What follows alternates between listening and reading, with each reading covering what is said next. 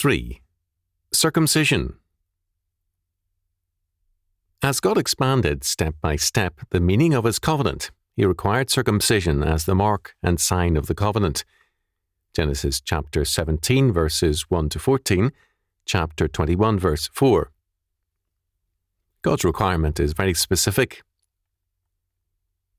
And God said unto Abraham, Thou shalt keep my covenant therefore, thou and thy seed after thee in their generations. This is my covenant which ye shall keep between me and you and thy seed after thee. Every man-child among you shall be circumcised, and ye shall circumcise the flesh of your foreskin, and it shall be a token of the covenant betwixt me and you. And he that is 8 days old shall be circumcised among you, every man-child in your generations, he that is born in the house or bought with money of any stranger, which is not of thy seed.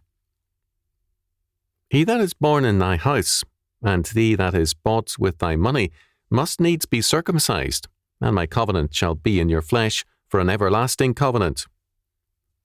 And the uncircumcised man-child, whose flesh of his foreskin is not circumcised, that soul shall be cut off from his people. He hath broken my covenant. Genesis chapter 17, verses 9 to 14. All human covenants were marked by some external sign to seal the covenant. Circumcision is an external but not normally visible sign, so that it is a sign to God. Only the public or open act of circumcising was public. Moreover, while circumcisions are not uncommon in various parts of the world, now as in antiquity, there is a marked difference between biblical and pagan circumcisions. It was, in other cultures, an act for adults only, not for infants. As Steigers notes, as far as we know, infant circumcision was practiced exclusively by the Israelites. This is a very important point, because it denies the voluntary nature of man's salvation. God establishes his covenant with whom he chooses. That a babe of 8 days can be included emphasizes the fact that the covenant and its salvation is all of grace, and has nothing to do with the making of the covenant except to obey it. Abraham did not choose to seek out God. God called him, and at every step took the initiative. In fact, so great was God's initiative that we are not told Abraham's original name. When God called him, he named him Abram, a prophetic name. It was because there was no fulfillment of the meaning of his name, Abram, father of many, that Abram spoke to God of his childlessness. Genesis chapter 15 verse 2, when God began to speak of his promises. The family normally gives the name to a child, but God named Abram and made him his covenant and family member. God ordains the covenant, summons Abraham, orders circumcision, and declares that whoever is not circumcised shall be cut off, at the least, from the covenant. We are not given Abraham's original name, because the man before his call has no standing before God in God's covenant. With Abraham, the covenant was made inclusive of Abraham's seed, with a vast people. However, to make clear that the covenant status and salvation is not by blood or race, but by grace, and that it requires a response of obedience to God's law, circumcision became the sign of the covenant. With Noah, the covenant sign is the rainbow, because the covenant promise is to the earth. And I will establish my covenant with you. Neither shall all flesh be cut off any more by the waters of a flood, neither shall there any more be a flood to destroy the earth. And God said, This is the token of the covenant which I made between me and you and every living creature that is with you, for perpetual generations. I do set my bow in the cloud, and it shall be for a token of a covenant between me and the earth. Genesis chapter 9, verses 11 to 13. Until the second coming, the earth is spared total judgment. The covenant sign with Noah is a reminder of that fact to the earth. The covenant with Abraham is with a people, and it could easily lead, as indeed it did, to a racial pride, a confidence in blood. That is, in being the descendants of Abraham. Accordingly, God ordained that this sign striketh all confidence in generation. Not in generation, but in regeneration alone is there hope for man. As Voss commented, human nature is unclean and disqualified in its very source. Sin, consequently, is a matter of the race and not of the individual only. Circumcision teaches that physical descent from Abraham is not sufficient to make true Israelites. The uncleanness and disqualification of nature must be taken away. Dogmatically speaking, therefore, circumcision stands for justification and regeneration, plus sanctification. Romans chapter 4 verses 9 to 12, Colossians chapter 2 verses 11 to 13. This meaning of circumcision, that it has reference to a God-given grace, was clearly understood over the centuries by those who will understand it. In Exodus chapter 6 verses 12 to 30, Moses uses it to speak of his unfit speaking power as a disqualification for his task. In Leviticus chapter 26 verse 41, it is used to describe the unregenerate heart, and also in Deuteronomy chapter 10 verse 16. In Deuteronomy chapter 30 verse 6, Moses declares, "And the Lord thy God will circumcise thine heart, and the heart of thy seed, to love the Lord thy God with all thine heart, and with all thy soul, that thou mayest live." Like awareness of the meaning of circumcision appears in Jeremiah chapter 4 verse 4, chapter 6 verse 10, and chapter 9 verses 25 and 26. It also is found in Ezekiel chapter 44 verse 7.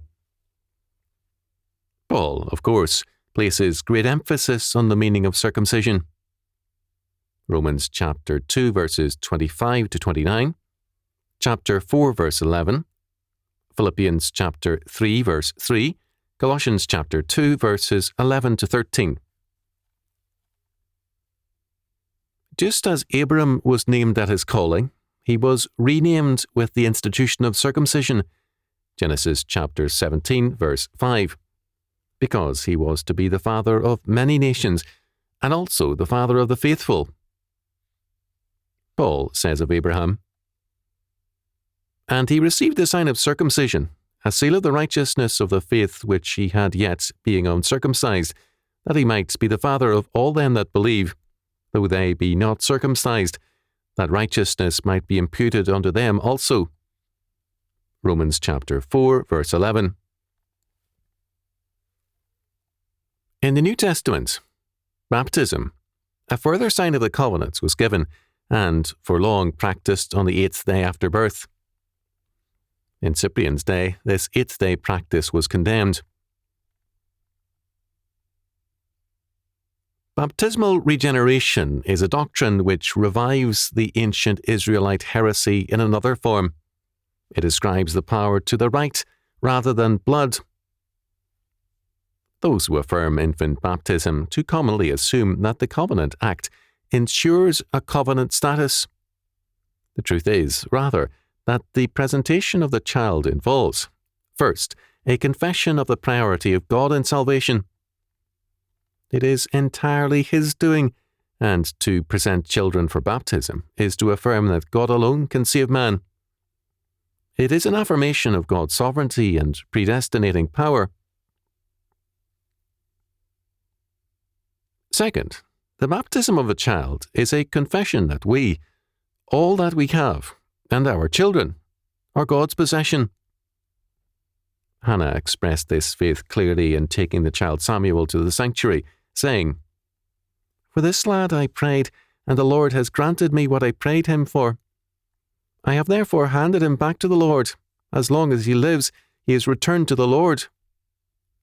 1 Samuel chapter 1, verses 27 and 28.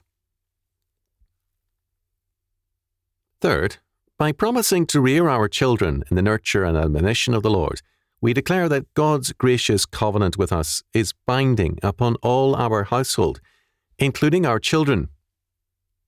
We bind ourselves and our infants to obedience to God's law word. Fourth, baptism is a family act, even as circumcision was a family act. The family is a covenant institution, and God's calling was to Abraham to become a covenant family and people. Baptism has become a church rite rather than a family one. Not surprisingly, the Christian training of the child has been shifted to the church from the family, a dramatic loss. No less than the Old, the New Testament stresses the covenantal teaching duty of all parents. Ephesians chapter 6, verse 4. We dare not share in the evolutionary doctrine that the family represents an early and primitive stage in the history of man, and the state a higher one. Neither church, that is, the Christian synagogue, nor state can be given a priority over the family. God did not call out random individuals to establish his covenant, nor did he call a head of state. He called Abraham, and God's naming of the man had reference to the family and to children. The family is central to the covenant and therefore to every Christian institution, church, state, school, and all things else. Some churches still number their membership by families instead of individuals, a sound covenantal practice.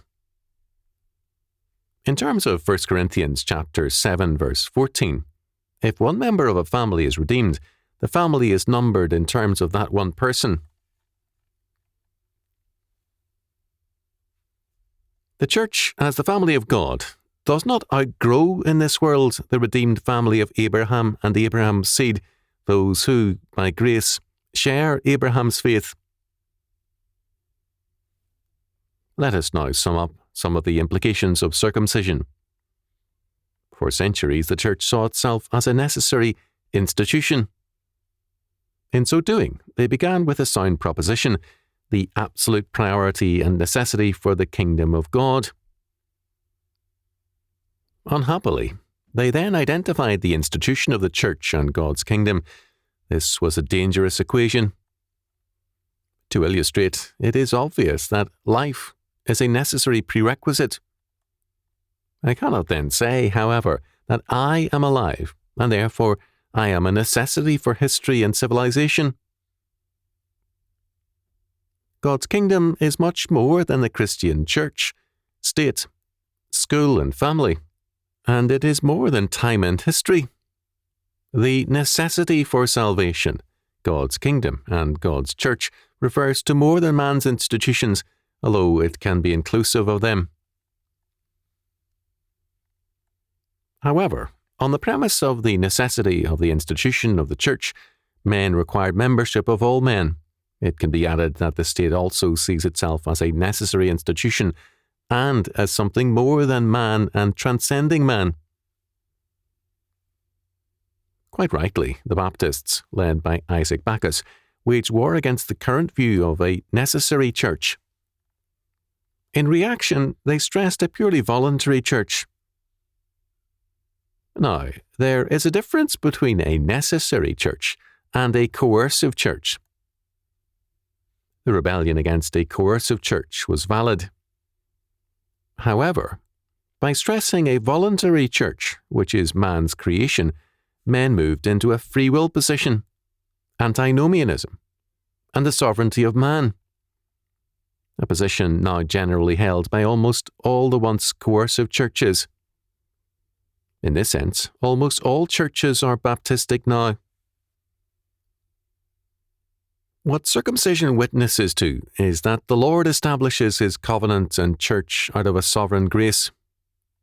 Salvation is his work, and he witnesses to this by declaring that infants must be circumcised. Whether they are saved or lost depends on his sovereign grace. We are not allowed to know Abraham before his call. The man who counts in God's history is the man he calls. When Abraham appears in history, he is the called man. When Abraham's seed appears, it is circumcised on the 8th day. Where salvation is concerned, man has no prior history. Whether we are 1 day old, 8 days, or 50 years of age, the work of salvation is God's work. Circumcision and baptism do not save us, but they are witnesses to the fact that salvation is of the Lord.